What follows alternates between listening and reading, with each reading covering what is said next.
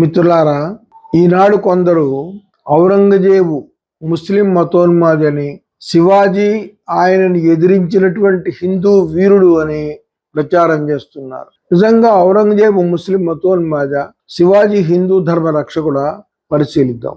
Communalism combat అనేటటువంటి పత్రిక ఇచ్చినటువంటి వివరాల ప్రకారం ఔరంగజేబు అలహాబాద్లోని సోమేశ్వరనాథ్ దేవాలయానికి కొంత నగదును విరాళంగా ఇచ్చాడు అని ఈనాం గ్రంథాలు తెలియజేస్తున్నాయి. అలాగే ఉజ్జయినిలోని మహాకాళేశ్వర దేవాలయానికి కూడా ఆయన విరాళం ఇచ్చినట్టుగా తెలుస్తుంది. అలాగే చిత్రకూటంలోని బాలాజీ దేవాలయానికి, గౌహతిలోని ఉమానంద దేవాలయానికి, అలాగే గౌహతిలో ఉన్నటువంటి శత్రుంజయ జైన్ దేవాలయానికి కూడా ఔరంగజేబు వివరాలు ఇచ్చినట్టుగా కమ్యూనలిజం కంబ్యాట్ అనేటటువంటి పత్రికలో వివరాలు వచ్చాయి. ఇకన ప్రొఫెసర్ బి శాంబర్నాథ్ పాండే అనే ఒక చరిత్ర ప్రొఫెసరు ఇచ్చినటువంటి వివరాల ప్రకారం ఔరంగజేబు అనేక హిందూ దేవాలయాలకి, సిక్కు గురుద్వారాలకి, జైన్ దేవాలయాలకి ఈనాములు విరాళంగా ఇచ్చినట్టుగా రికార్డులు తెలియజేశాయి. అలాగే ఔరంగజేబు కేవలము మతోన్మాది కాదు, అతను అవసరం వస్తే మసీదులను కూడా ధ్వంసం చేశాడు అనే ఒక రుజువు ఇస్తారు. గోల్కొండ పరిపాలకుడైనటువంటి తానీషా శిస్తును వసూలు చేసి ఆ కోట్లాది రూపాయల ధనాన్ని ఔరంగజేబు పాదుషాకు పంపకుండా దాన్ని హైదరాబాద్లో భూమిలో పాతి దాని మీద జామా మసీదును కట్టించాడు. ఔరంగజేబు అడిగితే ధనాన్ని పంపలేదు.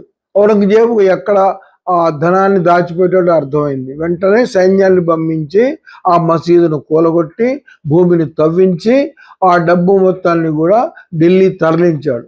ఈ రకంగా ఔరంగజేబు మతోన్మాది అయితే మసీదును కూలగొడతాడా? ఇవన్నీ ఏం తెలియజేస్తున్నాయి? ఔరంగజేబు ముస్లిం మతోన్మాది కాదు అని. ఈ మసీదు కూలగొట్టడం అనేటటువంటి విషయాన్ని రామ్ పునియాని అనే ఒక ప్రముఖ చరిత్రకారుడు మతతత్వ రాజకీయాలు అనే గ్రంథంలో 65వ పేజీలో రాశాడు. అలాగే శివాజీని పరిశీలిస్తే ఆయన తన యొక్క సేనానులుగా ఇబ్రహీం గర్ది, దౌలత్ ఖాన్లను నియమించుకున్నాడు. అలాగే విదేశాంగ శాఖ కార్యదర్శిగా ముల్లా హైదర్ను నియమించుకున్నాడు.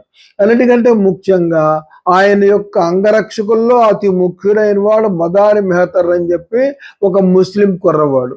ఇతను శివాజీ ఆగ్రా నుంచి ఔరంగజేబు చెర నుంచి పారిపోవటానికి ప్రాణాలు రిస్క్ తీసుకొని శివాజీకి సహాయపడ్డటువంటి వ్యక్తి. అలాగే శివాజీ రాయగఢ్లో తన యొక్క నివాస స్థలానికి ఎదురుగా జగదీశ్వరాలయం కట్టించాడు. దాని ఆవరణలోనే ఒక మసీదును కూడా నిర్మించుకున్నాడు. ఈ రకంగా హిందూ దేవాలయాలకి, జైన దేవాలయాలకి, సిక్కు గురుద్వారాలకి ఔరంగజేబు అనేక రకాలుగా ఈనాముల రూపంలో విరాళాలు ఇచ్చాడు. అదే రకంగా శివాజీ ముస్లింలను తనకు అతి ముఖ్యమైనటువంటి సేనాలు అంగరక్షకులుగా పెట్టుకున్నాడు. అసలు ఆయన సేనలో 3వ వంతు మంది ముస్లింలు అనేది చరిత్రకారులందరూ కూడా తెలియజేస్తున్నారు. ఇవన్నీ ఏం తెలియజేస్తున్నాయి?